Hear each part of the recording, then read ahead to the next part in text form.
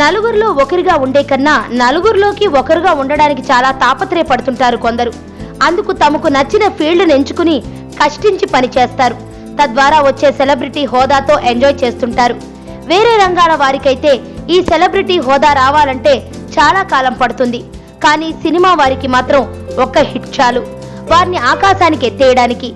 ఈ హిట్ తో ఆశించిన పబ్లిసిటీ రాలేదు అనిపిస్తే ఏవో ఒక గాసిప్ వార్తలకు ఊతమిచ్చేలా ప్రవర్తించడమో లేక తామే ఇండైరెక్ట్ గా మీడియాకు ఉప్పందించడమో చేస్తుంటారు. అలా గాసిప్స్ తో సరిపోయినంత పబ్లిసిటీ వచ్చిన తర్వాత రివర్స్ లో మీడియా పైనే ఆరోపణలు చేస్తుంటారు. హీరోయిన్ అనుష్క కూడా ఇలా చాలా గాసిప్స్ ను ఎదుర్కొన్నదే. బాహుబలి చిత్రం పుణ్యమా అని ఆమె మీడియాకు దొరకడం లేదు గాని లేకపోతే ఈ పాటికి మరిన్ని వార్తలకు కేంద్ర బిందువయ్యేదేమో. తాజాగా తనపై గాసిప్స్ రావడం తగ్గిపోయిందని మీడియా నన్ను క్షమించి వదిలేసినట్లుంది.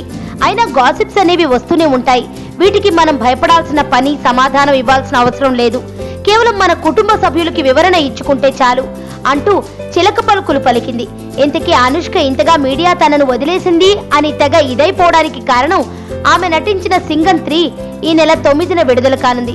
అలాగే 10న ఓం నమో వెంకటేశాయ విడుదల కానున్నాయి. ఈ 2 సినిమాల ప్రమోషన్ కోసం వార్తల్లో నిలవాలనే ఇలా మీడియాను వాడుకుంటున్నట్లు అనిపిస్తోంది కదూ.